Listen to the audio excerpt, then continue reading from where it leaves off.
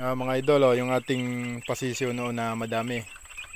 Binaba na natin sa sa lupa. 2 weeks old yan, oh. Yan yung painom nila. Kailangan po talaga may ganyang patungan para ano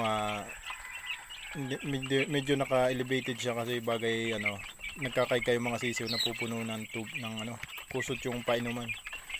Yan, oh.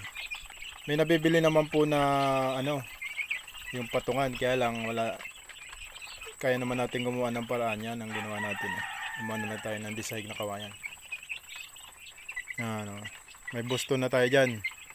Lalaki ay 3 yung busto na sisiw. Unang pasisiw ko dun sa busto na galing sa Zamboanga, 6.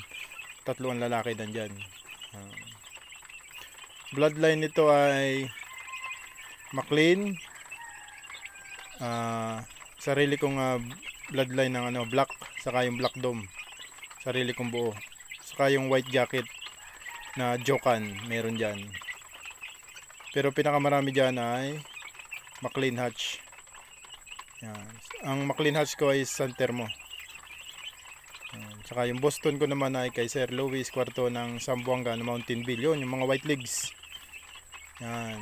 Sir Louis, oh, mapanood mo, may palabas na ako dun sa pinadala mong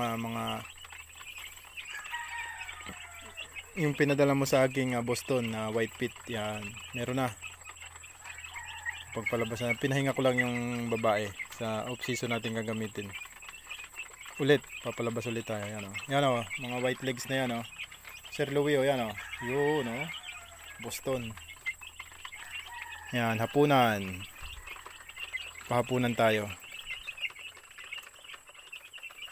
Malalakas na sila, ang gaganda na.